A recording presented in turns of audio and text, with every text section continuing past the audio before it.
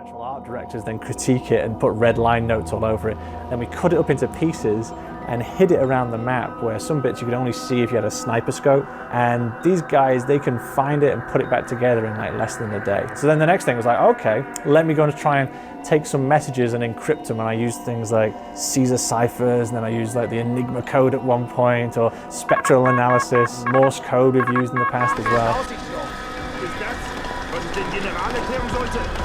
I even had a point where there were certain messages hidden where you had to use an oscilloscope to actually be able to decode it and find out. And the community keeps on finding and keeps on decoding. So going into Black Ops 3, I'm fed up now, and I'm going to really put one in that you guys can't break. And they'll be hidden in different arenas, and you won't get this one.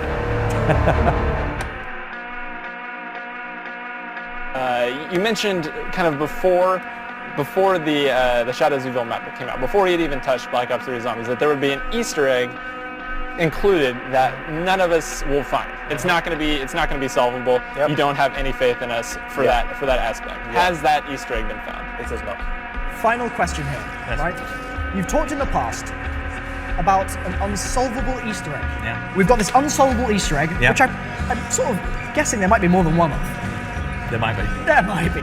It's going back to the interview you've done before Black Ops 3, and you're like, I'm going to put an unsolvable Easter egg. Yes.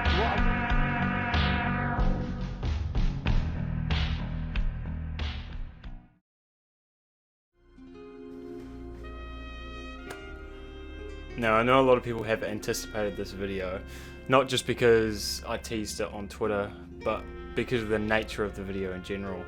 Of course, what I'm talking about is Black Ops 3's Impossible Easter egg, the one and only original Impossible Easter egg that was mentioned by Jason Blundell in 2015 before Black Ops 3 launched. The hype for this Easter egg is simply unmatched, and undeniably the most infamous Easter egg in Call of Duty Zombies or Call of Duty history.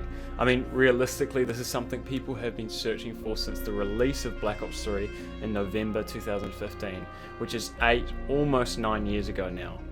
That's why I'm so grateful to be able to break this standstill and bring you this video, because if I didn't think what I have found to be significant, I wouldn't be making this. Now, thanks to people like Glitch and Queen, about 6 months ago there was a bit of a tension surrounding the Impossible Easter egg again, and I had some time off work, so I thought, fuck it, one last search.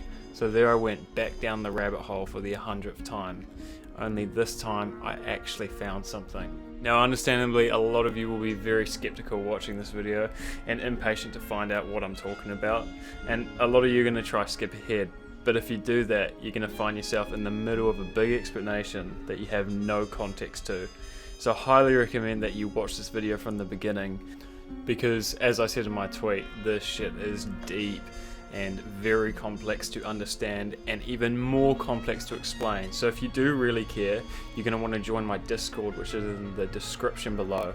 That will have all the resources, all the references, and all the images that I discovered and created, so it's easier to understand. You will be able to understand it in the video, but to get a larger sense of what's happening, join the Discord. Now, to be honest, after 8 years, I was on the fence as whether this thing even existed or not. After Jason Blundell and multiple YouTubers mentioned it repeatedly over the years, yet we failed to find anything even close with substance.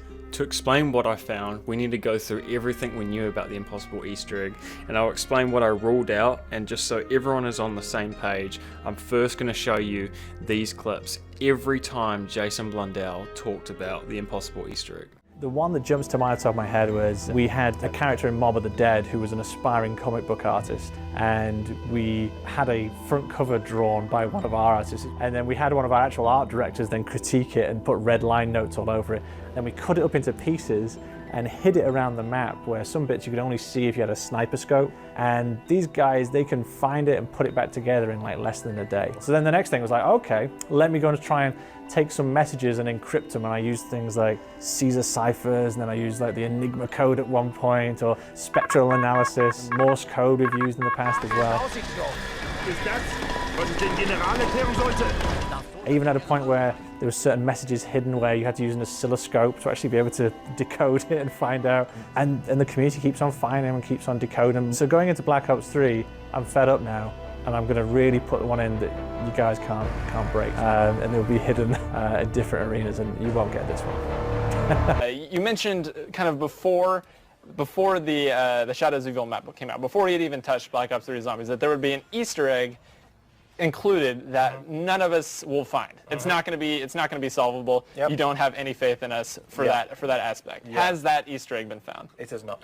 It has not. So there is still something in Shadows of Evil in which It would be too simple for me to say it's in Shadows of Evil, but I would say there is an Easter egg that has not been found. There's actually, there's lots. Right, we've already said that before, but the one there's a significant one. The one I was specifically talking about has not. Right, let's wrap things up. Sure. Final question here, right? You've talked in the past about an unsolvable Easter egg. Yeah. How do I word this in the best possible way, right? I want to talk about the ADFGX. I want to talk about all those ciphers we haven't solved on the Giant and all these previous maps. I just gave you a t-shirt. You did, maybe the ADFGX key is written in here. The transposition key, that would be fantastic, right? But we've got this unsolvable Easter egg, which I'm sort of guessing there might be more than one of. There might be. There might be, right? So, is it something we've come at all close to, even just in the right sort of zone in Black Ops 3 so far? Yes. We have. Wow. That's just the biggest tease in the world. I wish I'd asked a better question. It's going back to the interview you done before Black Ops 3, and you're like, I'm going to put an unsolvable Easter egg. Yes. What I will ask, because obviously I don't want it like straight cut. Sure. Has anyone gotten even remotely close? I think you answered this like I've during seen Setsubo. I've seen people get close. Yeah. You've seen people get close. I've seen people get close on a couple of things. Yeah. Okay, interesting. I guess with that unsolvable Easter egg sort of intensity in the community, a lot of people are finding some sort of strange occurrences in Shadows of Evil. Sure. And I think this would be a good chance to sort of iron out anything that people might think are potential leads. Sure. One example is... You're not going to get any confirmations on any of the stuff you're about to say. Brilliant. Well, I'll try my best anyway. One is purple meatballs. Okay. And another is purple keepers during the Shadow Man boss fight. Well, let me say this. One of the assumptions I make when we talk about big Easter eggs or things that are kind of hidden and other stuff that's going on, I assume that everyone is going to take the code, take the Radiant, and take it apart. Which means anything that we could put in script, and anything I could put in with Radiant, I'm assuming you could just open it up and find it. Yep. So if you're seeing anything and it looks like it's engineered, you're probably off because you'd have already found that by now. Okay. Interesting. So basically, is that well hidden that? Well, it's like, and here's the thing, I know there's intensity in the community. I think I may be talking about this in about another 8 years' time. Wow. You're the one who asked me for the World at War one. Yeah, and that was 8 years. How long did I hold that? That was 8 years, yeah. And that was so simple. Yeah. Like looking back at it, it's frustratingly simple. Yeah. And it's one of those things where it wouldn't matter if you data mined it. Yeah. Because it didn't matter. Okay, interesting. So here's the thing, just to crush everyone's dreams. Okay. The official statement. You can ask me all you want. I'm going to put that away in a vault and talk to you again about it in 8 years' time. Okay. And by then we'll be old and growing beards. Yeah, exactly. Because I think it was really fun, right? That you were talking to me and you were saying, "Oh, we found them all. I was like, "Oh, well, here's one then." And I was just like, "What?" You're like, "What?" It's just it's so simple, but it's just not something you think about. Yeah, I don't. Here's the thing, the kind of stuff they put in doesn't shake the earth, but I think for people who enjoy those type of things, there's stuff in there. They'll get a kick out of it. Yeah, there's still stuff in there. Yeah. Okay, interesting. Yeah. All right. Firstly, the biggest misconception about the impossible Easter egg is that it's definitely on Shadows of Evil. This was the general consensus because of the interview that Blundell did with TechSider. When he was talking about the impossible Easter egg, there was overlaid footage of Shadows of Evil, which was debunked in a great video by Glitching Queen, which I will link in the description below, essentially stating that the footage was chosen by the interviewer and was not necessarily relevant to the impossible Easter egg. And the only meaningful part of the interview is what Blundell himself was saying, which obviously didn't rule out Shadows of Evil for me, but I knew I couldn't exclusively focus on it. Another common misconception is about these comments that were made in Dalek's video. I think I may be talking about this in about another 8 years' time. Wow. Most people assumed he talked about this at the end of BO3, hence in 2016, meaning that 8-year wait would take us to the year 2024. However, this is actually not the case because this video took place in June of 2017 at the Zombie Chronicles reveal event, which was quite a while after Black Ops 3's first year had ended, meaning that 8 years from this date would actually take us to June 2025. Although it was always pretty clear to me Blundell was speaking loosely and throwing out a time similar to the World at War Bios Easter egg that took 8 years to solve, simply to emphasize that this Easter egg also had potential longevity. Something obvious but important to mention is that I knew going in whatever this was, it wasn't going to be something that was scripted within the game code. To a lot of people this has also been abundantly clear from the beginning, but I still see heaps of people talking about activating stuff in game, or like the Apothecan's Servant upgrade in Shadows of Evil for example, which we knew was definitely cut. To solidify what I'm saying even further, Jason says this. What's going on? I assume that everyone is going to take the code, take the Radiant, and take it apart. Which means anything that we could put in script, and anything I could put in with Radiant, I'm assuming you could just open it up and find it. Yep. So if you're seeing anything and it looks like it's engineered, you're probably off because you'd have already found that by now. So from that information, I gathered the impossible Easter egg would likely be a cipher, puzzle, or some kind of hidden message. We also learned from Jason that the egg is across multiple arenas. People didn't know how to take this different arenas. Did he mean different maps, boss arenas, or just different locales within one map? More juicy intel we got was in Milo's interview with Blundell at the Zetsubu launch event. We've got this unsolvable Easter egg, which I'm sort of guessing there might be more than one of. There might be. There might be, right? So, is it something we've come at all close to, even just in the right sort of zone in Black Ops 3 so far? Yes. We have. Wow. That's just the biggest tease in the world. There's actually a lot to unpack here. Firstly, we can deduce from this that the impossible Easter egg, or at least part of it, had to be on Shadows of Evil, The Giant, Horizon Drak, or Zetsubu no Shima, or even all of them. Now, personally, I doubted from the beginning that it was exclusively on one singular map, or even Horizon Drak or Zetsubu in general, considering that Jason mentioned this impossible Easter egg before the launch of the game. Even though I had my doubts about Horizon Drak and Zetsubu's involvement, logically I couldn't fully rule them out yet. Now, the other side of Jason's comments here was the single most vital bit of info that led to my findings. He states, "I've seen people get close on a couple of things." He also reiterates this in the Zombie Chronicles interview he did with Dalek. Sure. Has anyone gotten even remotely close? I think you answered this like I've during seen Zetsubu. I've seen people get close. Yeah. You've seen people get close. I've seen people get close on a couple of things. Yeah. Okay, interesting. This was so significant to me because it gave me a direction to hunt in. Over the last 3 years, there has been a bunch of theories about new discoveries within Black Ops 3 Zombies. These theories are usually just a big reach or schizo ramblings from people who tweet at me saying shit like, "You haven't found the impossible Easter egg, it's on Horizon Drak and you have to play at 9 PM on a Thursday night on split screen and look at the pig heads on the wall with a holographic sight." Regardless, even if someone had a completely new theory that was valid about the impossible Easter egg, I just instantly ruled it out. Because Jason made it so clear whatever this egg was, we had already stumbled across it. So after narrowing down as much as I could, what was left? Well, after analysing Black Ops 3 Zombies from top to bottom again, there was only 3 legitimate things left unanswered.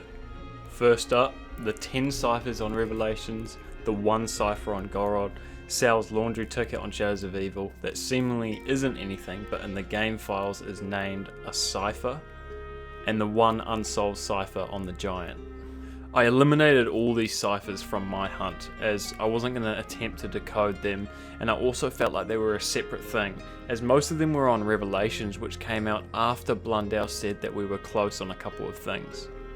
Next up was this image of torn papers collected on the Giant, which creates an image of a HyperCube inside the summoning key holding a KN-44. Aside from some symbolism that this image portrayed, This literally was never explained. This image has always had my attention, as we've never had something so on the nose that has never been explained. I mean, Blundell even specifically mentions this in an interview and tells us, don't forget about the HyperCube. Yeah. And then you forget also you got the picture as well. What, on the giant? With the HyperCube. With the KN44. This one I simply couldn't look past. Now, our last unanswered question was in fact the KN44 itself. What the fuck was up with the KN44 in Black Ops 3 Zombie? Everyone knows how notorious this gun was throughout the game. Jason even directly addresses it and says to look into it in this clip. There's a lot of weird KN44 appearances. Yes. And I was wondering, is that anything that we need to look into, or is that just weird?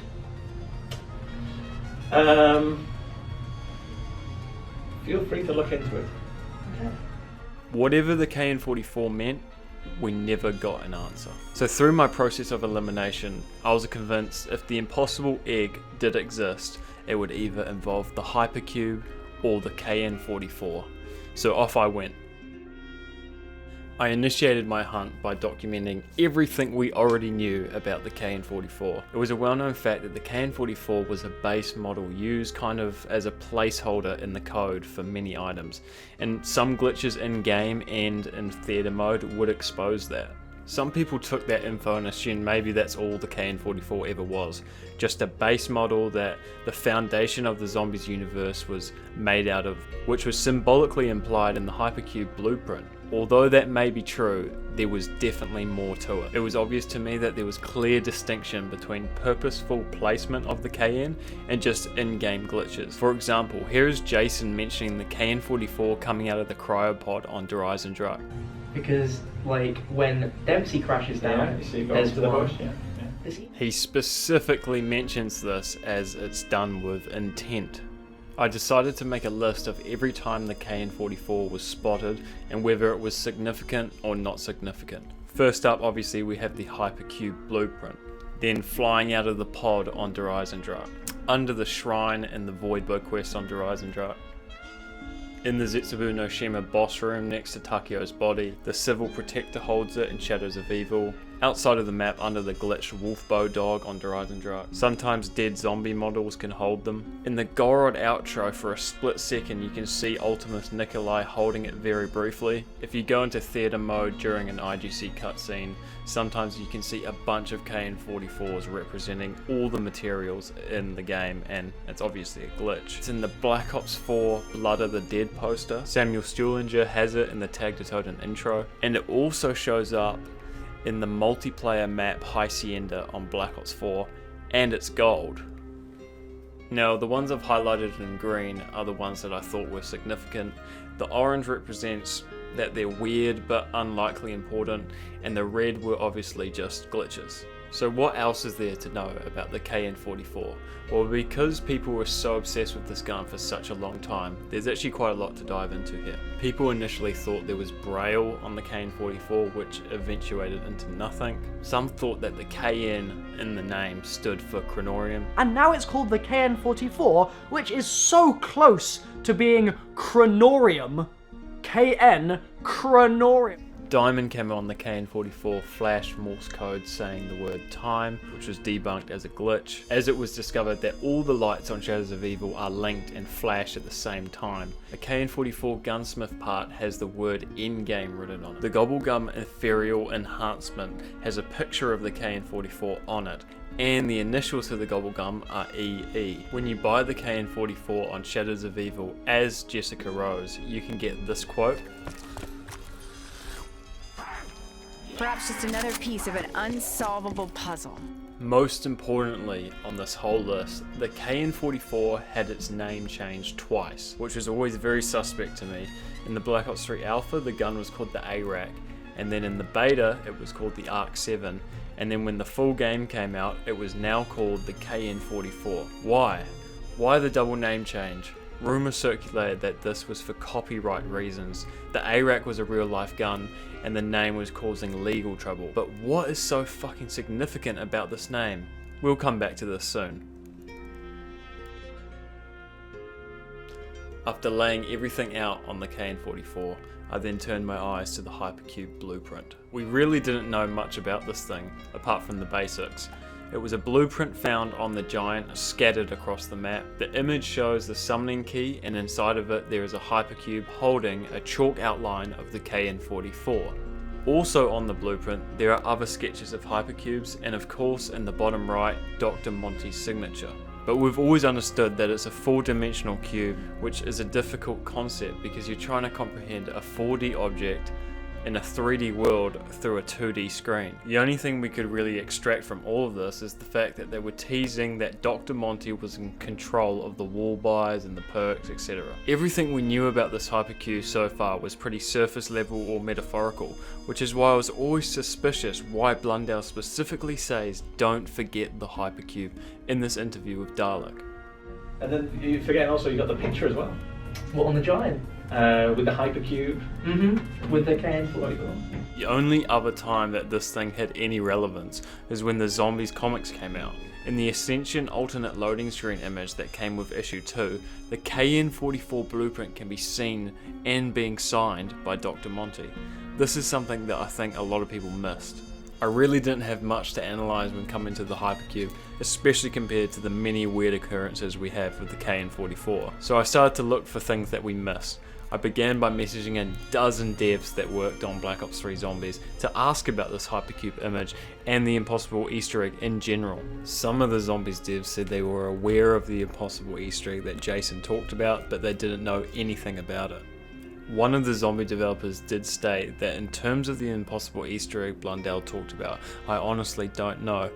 If he did put it in, it was on his own accord, which is not that unlikely. All the ciphers and all the maps were made by Jason and were put in right at the end of production. Another one of the zombie developers also co-signed this by saying that the ciphers usually go in at the last minute. Although that was all interesting, I didn't really gain any leads from those messages, so I kept digging myself. I was looking for examples in history of impossible or unsolvable puzzles, or HyperCube ciphers, or HyperCube puzzles, as I know Jason had drawn inspiration from real life elements in the past, and that's when I stumbled across this. The impossible chessboard puzzle. And what do I see in the first image? A fucking HyperCube. So strap in, it's about to get complicated. After researching, I found the origins of the impossible puzzle dates back to the 1950s, but the first explanation of this puzzle I found was on this website that was made in 2014. This near unsolvable puzzle is described as involving 2 prisoners, an evil warden, and a 64 square chessboard.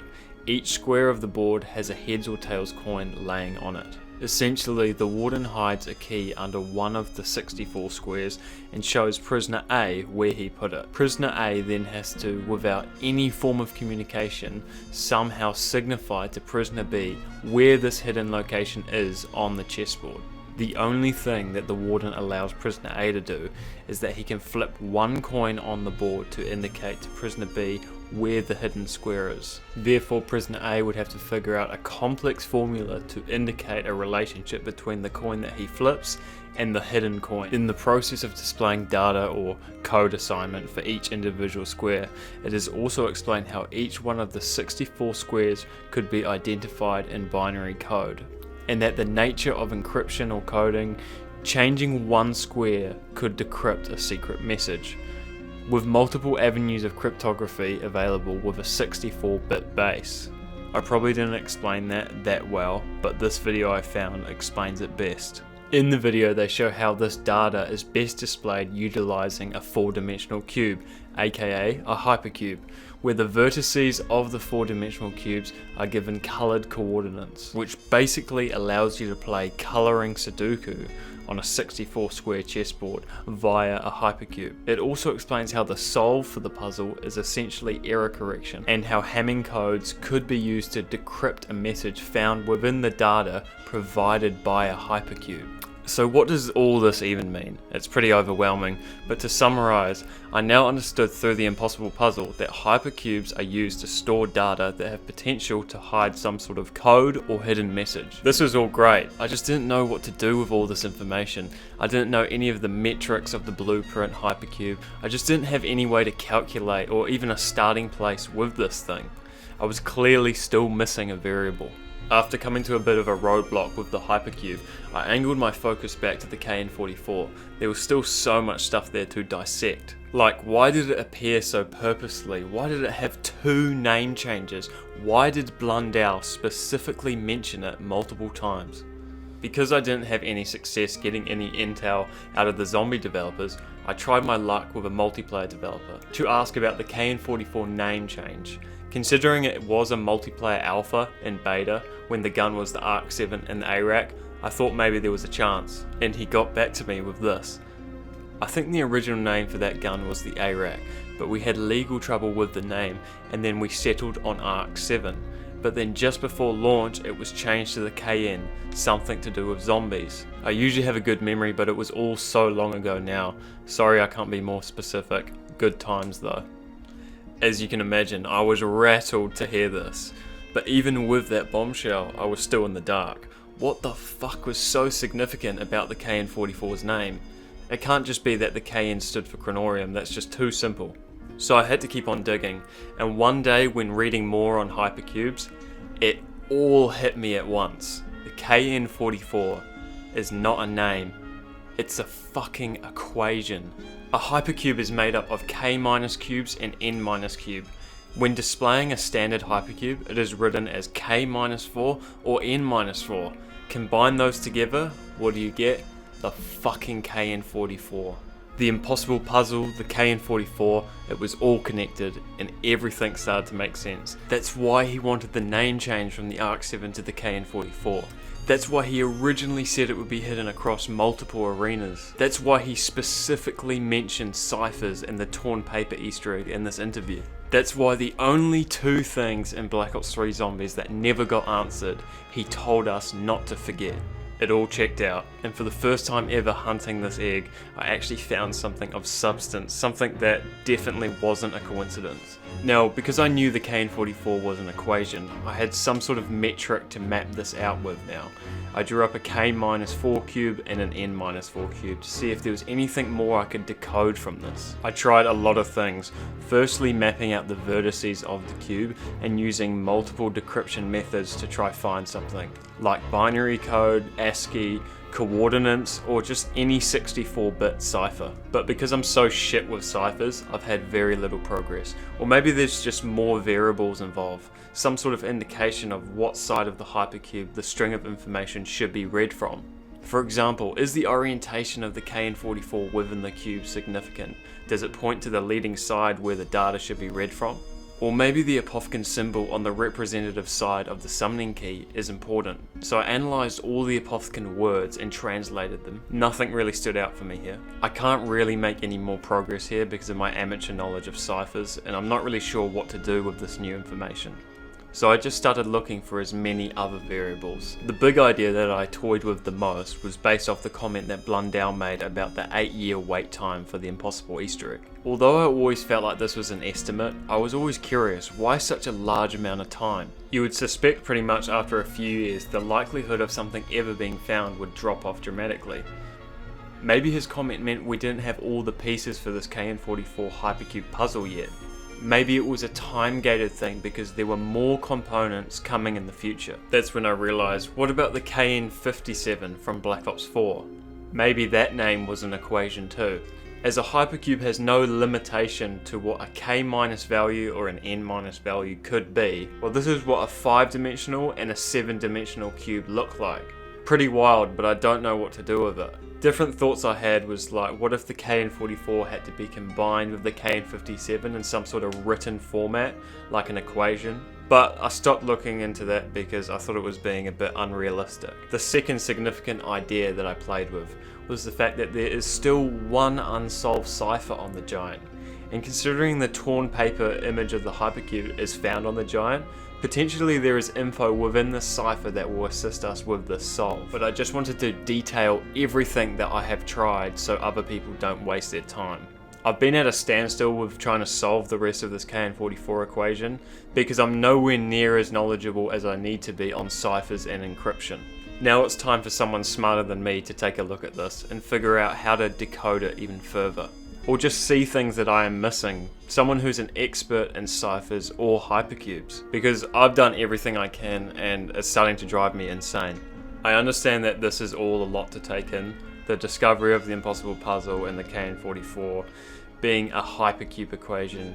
This was achieved through hundreds of hours of research and hunting. Being so complex in its nature, I wanted to detail every avenue I went down and everything that I have already tried in hope that someone else can draw inspiration from something that I missed. Do you guys think this is solvable? If Blundell did put part of this impossible Easter egg in Black Ops 4 with the KN57, were there parts that he was going to put into the next game after BO4, which obviously he never got the chance to do? This whole journey was pretty wild. The level of excitement that I had with some of these discoveries that were right under our noses the whole time. I'm very eager to see what the community can build from this as we take our first step forward in solving Jason Blundell's impossible Easter egg.